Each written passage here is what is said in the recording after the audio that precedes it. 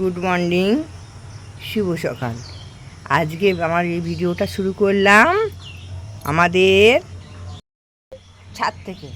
আশা করি সবাই ভালো আছো, সুস্থ আছো। আবার চলে এলাম নতুন দিনে নতুন একটা ভিডিও নিয়ে। 7টা বাজে বোধ হয় চলে আসলাম। ফুল টুল সব তোলা হয়ে গেছে, চা এখনও খাওয়া হয়নি। এই যে এবার যাবো চা খাবো। তার আগে এই সকালবেলায় ছাদে ঘুরতে চলে আসলাম। ঘুরতে নয়, তুলসী গাছের ওখানটা ধুয়ে দিই। আজকে রবিবার, তুলসী গাছে জল দিতে নেই। আজকে রবিবার, তুলসী গাছে জল দিতে নেই, ওই জন্যে তুলসী গাছে 5টা ধুয়ে দিলাম। আর আর কী করলাম, আর সূর্যদেবকে জল দিলাম। সূর্যদেবকে জল দিয়ে দেখতে পাচ্ছ স্নান হয়ে গেছে। দেখতে পাচ্ছ স্নান হয়ে গেছে। আমি শীত গ্রীষ্ম সবসময় ভোরবেলাতে মানে বাসি কাজটা হয়ে গেলে আগে স্নানটা করে নিই। করে নিয়ে তারপরে পুজো, ফুল টুল তুলে কাপড়টা ছেড়ে ফুলটা তুলে নিয়ে আসি অনেক সময়। কারণ এই বৃষ্টি, বর্ষাকাল তো, বৃষ্টি আসবে, ফুলগুলো সেই নষ্ট হয়ে যাবে। ওই জন্য আগে ফুলটা তুলে নিয়ে আসি। কাপড়টা ছাড়াই থাকি, স্থগিত করি।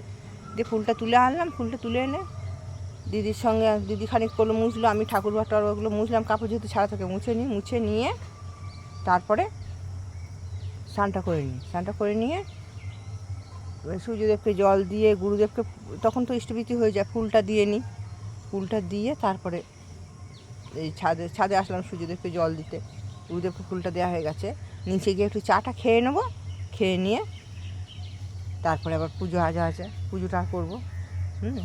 দেখো, দাঁড়াও তোমাদের দেখাই সকালবেলার প্রাকৃতিক দৃশ্য। একটু কি সুন্দর মেঘলা আকাশ, মেঘলাটা ভাল লাগছে। আবার রোদও একটু একটু চাই, না তো জামা কাপড়গুলো শুকাবে না। কিন্তু যখন বৃষ্টি হচ্ছে না, আর ভাল লাগছে না। বাপরে কাদা, ঘর দুয়ার না, ঘরের মধ্যে না, বাইরে সেই জলে কাদায় হাঁটতে ভয় লাগে। দাঁড়াও দেখাই তোমাদের সকালবেলার প্রাকৃতিক পরিবেশ। দেখছো ওয়েদারটা কি সুন্দর, মেঘলা ওয়েদার, শান্ত পরিবেশ সকালবেলায়। দেখো এখানটা কচুর শাক সব খাওয়া হয়। কচু গাছগুলো কত বড় বড় হয়েছে দেখবে। দাঁড়াও, ওই দেখো কত কচু গাছ বড় বড় হয়েছে। বর্ষাকালে অন্য অন্য সময় এত গাছপালায় জমিতে এত থাকে না, এই বর্ষাকালেতেই এত জঙ্গল হয়ে যায়। আবার ইয়ের সময় আস্তে আস্তে সব চলে যায়। বুঝছো,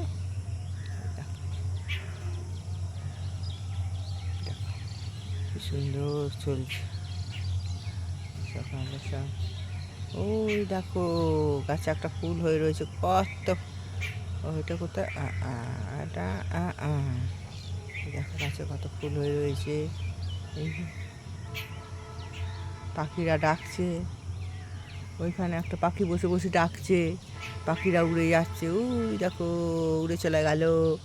হ্যাঁ, কত পাখি দেখতে পাচ্ছ। আজকে অত পাখি আসেনি আজকে সকালবেলা তো অনেক পাখিটা আসেনি। ওই একটা দুটো পাখি উড়ে বেড়াচ্ছে। সব ঘুম ভাঙেনি ওদের পাখিদের। বুঝতে পেরেছো বন্ধুরা?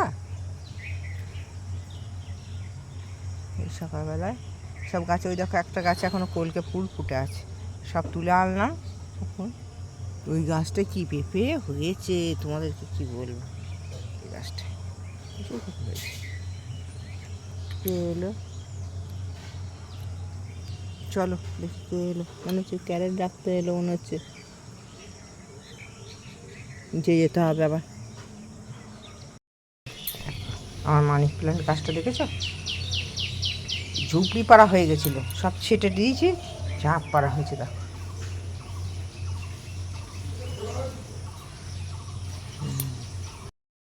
এই দেখো বন্ধুরা, 1 কাপ চায়ের সাথে এই চা নিয়ে বসে বললাম, এসে চা করলাম, চা নিয়ে বসে বললাম চাটা খেয়ে নিই।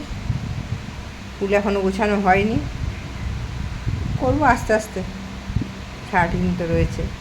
হ্যাঁ, আর বিকেলবেলা তো আছে মন্দিরে যাওয়া, দেখা যাক। আচ্ছা, চাটা খেয়ে নিই তাহলে। যে মন্দিরে চলে এসেছি, ছবি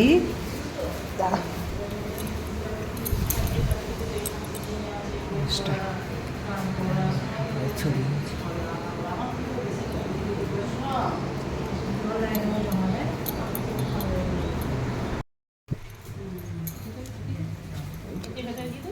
হ্যাঁ হ্যাঁ দিদি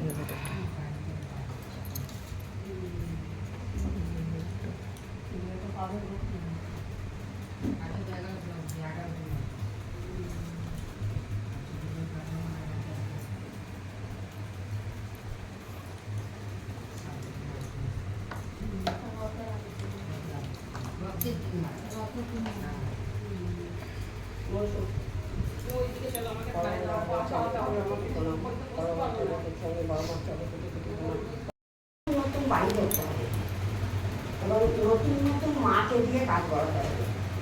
আমরা পুরনো মা থাকবো, কিন্তু নতুনকে আমাদের শেখাতে হবে, কারণ সেই নতুন মাকে শেখানোর দায়িত্ব পাবে আমাদের।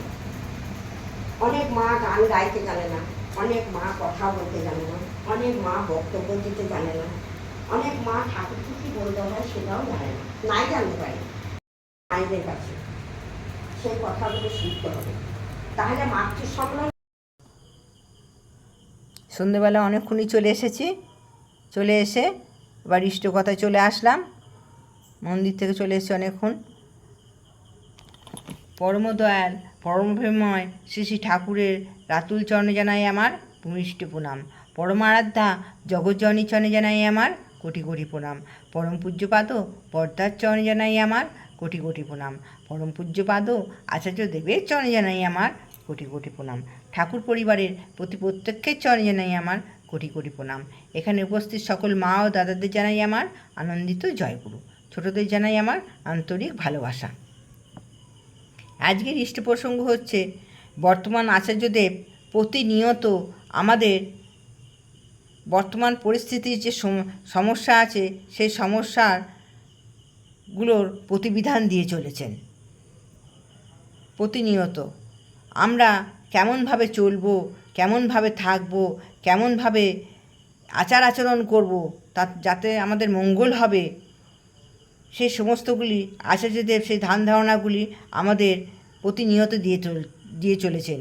আর এই ধ্যান ধারণাগুলো আমরা যদি নিয়ে চলি, আমাদের ভবিষ্যতে বা বর্তমানে ভালো ছাড়া খারাপ হবে না, মঙ্গলই হবে। আমরা বাড়িতে বড় মেয়ে থাকলে আমরা ভাবি তার বিয়ে দিয়ে দিলাম, আমার সমস্ত সমস্যা মিটে গেল। 15-16 বছর হলো বয়স হলো, তার বিয়ে দিলাম, সমস্ত সমস্যা মিটে গেল। কিন্তু বর্তমান আচার্যদেব কী বললেন? একটা কুমারী মেয়েকে বলছেন, তোমাকে রাস্তায় দেখে যদি কোনো ছেলে আই লাভ ইউ বলে, তাহলে তুমি যদি তার ডাকে সাড়া দিয়েছো, তুমি খুব মূর্খামির কাজ করবে। তুমি তার জানো, তুমি তার বিষয় জানতে যাও, কি জানতে পারবে যে সে যে বাইকটা নিয়ে এসেছে, সেই বাইকটা তার বাবার কিনে দেওয়া। সে গাড়িতে যে তেল ভরে, সেটা তার বাবার কিনে দেওয়া। সে তোমায় ভালোবেসে বললো তোমায় বিয়ে করবে, তুমি তার হাত ধরে চলে গেলে আরও মূর্খামির কাজ করবে।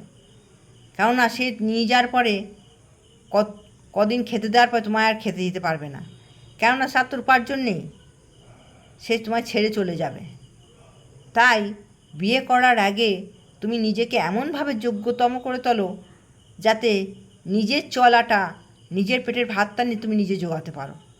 তারপরে ঠাকুরের বিধান মেনে তুমি বিয়ে করো, যাতে তোমার ভবিষ্যতে কোনো অসুবিধায় পড়তে না হয়। আবার এক দাদা এসেছেন, দাদা এসে বলছেন তাদের বাড়ির একজন সদস্যের ক্যান্সার হয়েছে, কেমোথেরাপি চলছে। বর্তমান আচার্যদেব কী বললেন? তিনি বললেন যে যেটা করার সেটা করতে হবে। তার শরীর খারাপ করেছে বলে তাকে ঠাকুরবাড়ি নিয়ে চলে আসলাম, ঠাকুরকে বললাম তুমি ঠিক করে দাও। আচার্যদেব করলেন পথ দেখাও, সেটা না। এখন আচার্যদেব বলছেন এখন নেটের যুগ, ফোনের মাধ্যমে তুমি কোথায় ভালো ডাক্তার পাবে, কোথায় তার ভালো চিকিৎসা হবে তুমি জানতে পারবে, সেটা জেনে নাও। জেনে নিয়ে তাকে ডাক্তার দেখাতে হবে, আর তাকে বলতে হবে যুদ্ধ করে যেতে হবে, তাকে তার বাড়ির লোককে তাকে সাহস জোগাতে হবে, আশা জোগাতে হবে, ভরসা জোগাতে হবে, সে যেন কোনো সময় আশা না হারিয়ে ফেলে। তারপরে ঠাকুর যা ভালো বোঝেন তাই করবেন, এটা বর্তমান আচার্য বললেন। আর তাকে ঠাকুরের নাম ধ্যান করতে হবে, ঠাকুরের চিন্তা করতে হবে, ঠাকুরকে মাথায় নিয়ে থাকতে হবে। এই রকমই বাস্তব ধারণা আচার্যদেব দিয়ে চলেছেন। সেই পূর্ণ ধ্যান ধারণা নিয়ে তিনি থাকতে বলেননি। আর আমরা ঠাকুরের মানুষ কিভাবে বুঝবেন? ঠাকুরের মানুষ কি দেখে বোঝা যাবে? তার পোশাক দেখে, তার খাদ্য দেখে, তার আচরণ দেখে? আমরা যদি বলি ঠাকুরের মানুষ আমরা পরিচয়, তা আমরা কীভাবে বুঝবো? আমি একটা সাদা পোশাক পরলাম আর বললাম আমি ঠাকুরের মানুষ, তাহলে কি হয়ে গেলাম? না, আমার আচরণ যদি বলে আমি ঠাকুরের মানুষ, সেটাই হবে আমার পরিচয়। আচার্যদের সঙ্গ করলে তিনি সব কিছুই বুঝিয়ে দেন কীভাবে আমাদের চলতে হবে। তিনি প্রতিনিয়ত, আমরা একটুক্ষণ দাঁড়াতে বসতে হলে খানিকক্ষণ আমরা বিরক্ত বোধ করি, কিন্তু এই বর্তমান আচার্যদেব আমাদের পরম্পরা একভাবে বিধান দিয়ে চলেছেন। তাই ঠাকুর যখন একজন ঠাকুরকে জিজ্ঞাসা করছে, ঠাকুর আপনি যখন থাকবেন না তখন কি হবে আমাদের? ঠাকুর বলছেন আমি চলে গেলেও আমার আচার্য পরম্পরা থেকে যাবে, সেই তোদেরকে চালিয়ে নিয়ে যাবে, তার তোদের কথা মতন তোরা চলিস। এই যে তাই আমাদের আচার্য পরম্পরা আমাদের প্রতিনিয়ত বিধান দিয়ে চলেছেন, আমরা কিভাবে চললে আমাদের মঙ্গল হবে সেটা তিনি বলে চলেছেন। সেই ভোরবেলা প্রার্থনা থেকে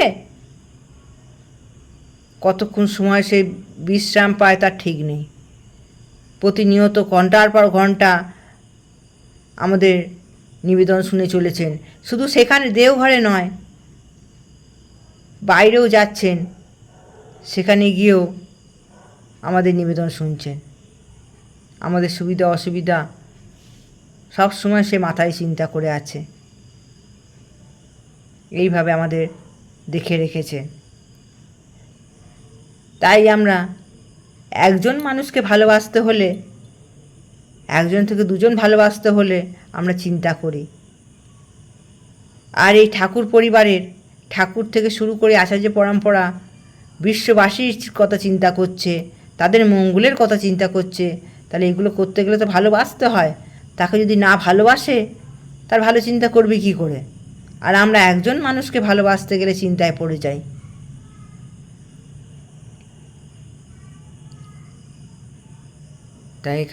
তাই বলি ঠাকুর ধরে থাকলে সবাইকারই মঙ্গল হয়। আর এই আমাদের তাই এবার মাতৃ সম্মেলনে যে মিটিং হলো, দিয়েছে যে দীক্ষিত অদীক্ষিত সবার বাড়িতেই, কেউ যদি অদীক্ষিত সেও যদি চায় তার বাড়িতে মাতৃ সম্মেলন দিতে পারে। সে যাতে মনে না করে যে সে অদীক্ষিত বলে তার বাড়িতে সে মাতৃ সম্মেলন দিতে পারে, তার যদি ইচ্ছা থাকে সে দিতে পারে। ঠাকুর তাকে ভালোবাসে না, তার সে অদীক্ষিত বলে, সে দীক্ষা নেয়নি বলে তার বাড়িতে মাতৃ সম্মেলন হবে না, সেটা নয়।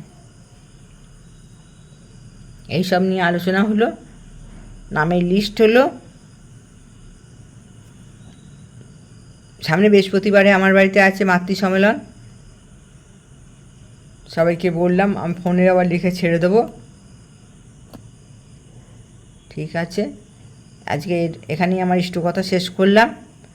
ঠাকুরের আতুর রাঙা চরণে সবাইকার মঙ্গল প্রার্থনা করি। সবাই ভালো থাকবেন, সুস্থ থাকবেন। জয় গুরু। এসে গেলাম আবার, রাত্রির খাওয়া দাওয়া হয়ে গেছে, গোপুসোনাকে শুয়ে দিয়েছি। রাত্রি এখন বাজছে কটা দেখবে, দাঁড়া। এই দেখো ঘড়ির কাঁটা এখন 10:25 ঘরে। ওই দেখো গুরুদেব। Good night. সব সুস্থ থাকবে, ভালো থাকবে, সবসময় স্মাইল করবে। আর আর ওই কথাটা বলি, বকবাখানি শেষ করলাম আজকে আমার মতন, আজকের মতন আমার। কালকে আবার আসছি নতুন দিনে নতুন একটা ভিডিও নিয়ে। আর আমার এই কথাগুলো যদি ভালো লাগে ভুলে যেও না, আমার এই কথাগুলো যদি ভালো লাগে ভুলে যেও না। সাবস্ক্রাইব করো, সঙ্গে থেকো, সরে যেও না। Tata, good night.